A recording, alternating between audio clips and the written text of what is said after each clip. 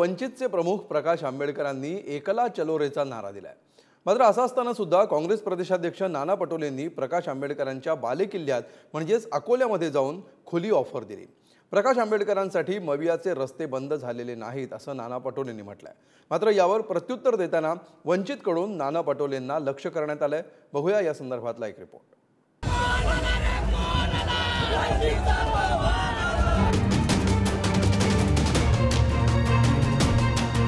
महाविकास आघाडी आणि वंचित बहुजन आघाडीचं जुळण्यापूर्वीच तुटलंय।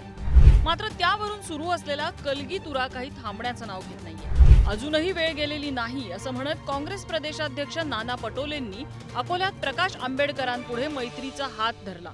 यावर प्रत्युत्तर देताना आंबेडकरांकडून नाना पटोलेंना लक्ष्य करण्यात आले। नाना पटोले यांनी अकोल्यात येऊन जॉनी वॉकर सारखा जबरदस्त अभिनय केला।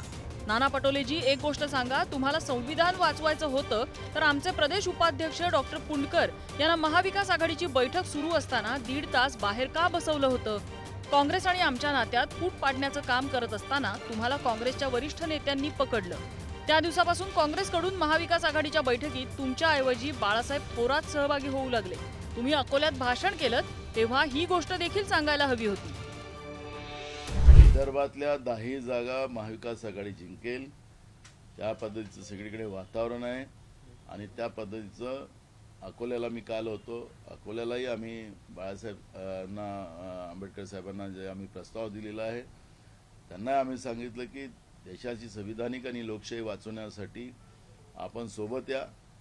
अजूनही काही बिघडलेलं विड्रॉल अकोल्याचं सेकंड फेजचे विड्रॉल व्हायच्या पहिलेपर्यंत आपण मला निर्णय द्या।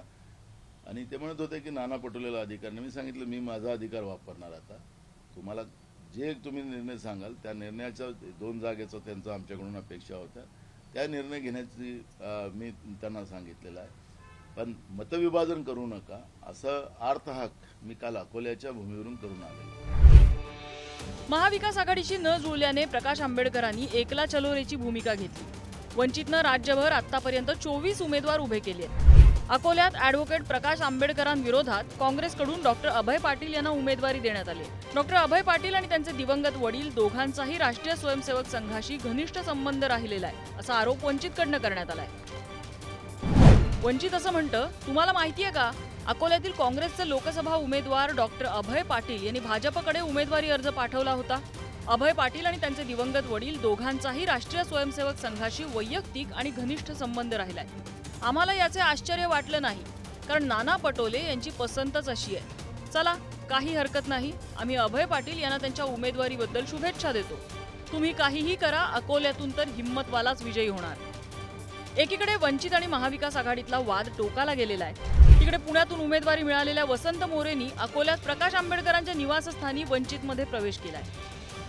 वंचित सोबतही अनेक बैठका झाल्या, अनेक प्रकारे कशा या महाविकास आघाडीमध्ये त्यांचा समावेश होऊ शकतो त्या दृष्टिकोनातून चर्चा झाल्या, काही सूचना देखील करण्यात आल्या।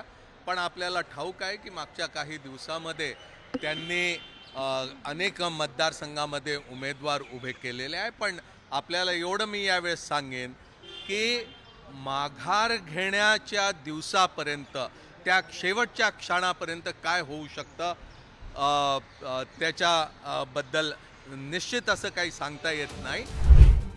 खरं तर यापूर्वी प्रकाश आंबेडकर सातत्यानं शरद पवारांना लक्ष्य करायचे। मात्र महिन्याभरापासून त्यांनी आपला मोर्चा ठाकरेंची शिवसेना आणि काँग्रेसकडे वळवलाय। विशेष म्हणजे वंचितनं बारामतीत उमेदवार उभा न करता सुप्रिया सुळेंना पाठिंबा दिलाय, तर महाविकास आघाडीतील शिवसेना आणि काँग्रेसवर ते निशाणा साधताय। ब्युरो रिपोर्ट, पुढारी न्यूज।